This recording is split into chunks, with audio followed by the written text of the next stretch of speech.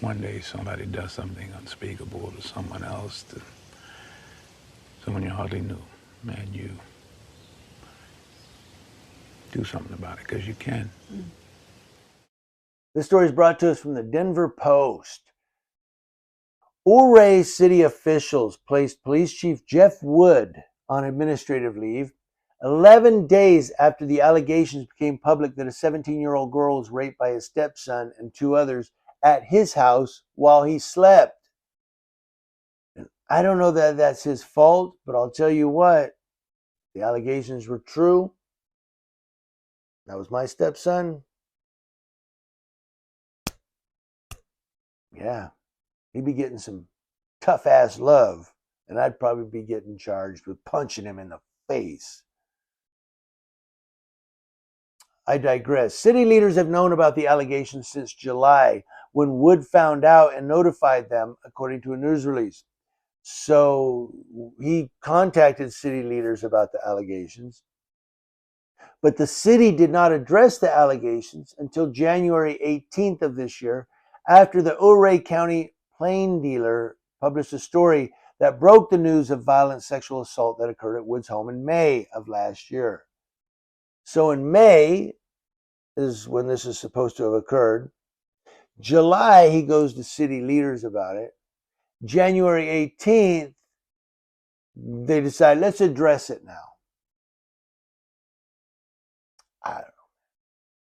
Hours after the plain dealer distributed newspapers to racks across the country, I guess the plain dealer is a news agency there, a Ridgeway man stole nearly every copy as co-publishers Aaron McIntyre and Mike Wiggins reprinted and redistributed the paper the following day.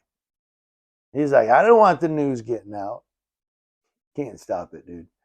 The story detailed allegations that three men, teenagers at the time, repeatedly raped a 17-year-old girl at Chief Wood's house during a late night party while he was asleep. Now they're having a late night party. He's asleep in the home.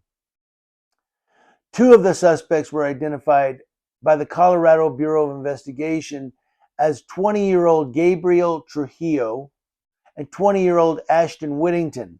A third suspect was not identified by the agency because he's a minor at the time of the lawsuit. And of course, there's been no comment on this. But city leaders did release a statement. The administrative leave is pending the outcome of the criminal proceedings of the alleged rape involving the chief's stepson at the chief's personal residence. The city named Sergeant Gary Ray acting police chief. Now, the man who stole the copies of this newspaper later returned them and was cited for theft by the Ouray County Sheriff's Office. He is not connected to the police department or the suspects in the case. The man posted on social media that his motivation in stealing newspapers was to protect the victim in this case. And that's probably true. That sounds reasonable.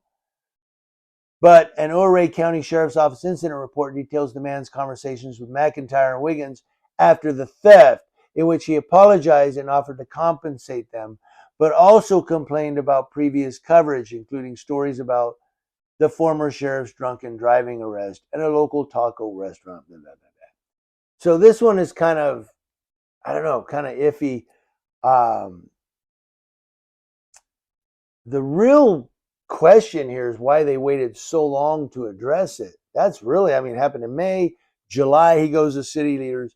May and January, they go, let's address it. It's time. But I have a cold. Okay, so because people are going to go, why are you doing all that? Because I have a cold. But the main thing, the question is, was he trying to protect his stepson? And he go, you know what? We got to talk about this, dude. You can't.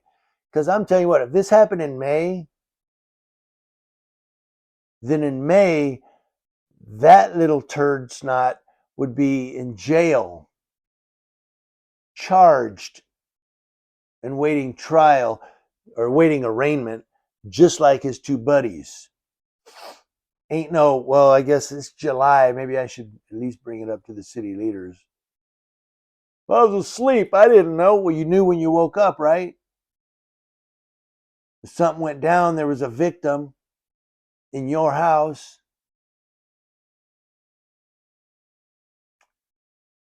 I don't know. Maybe the thin blue line extends to family members too. What do you think?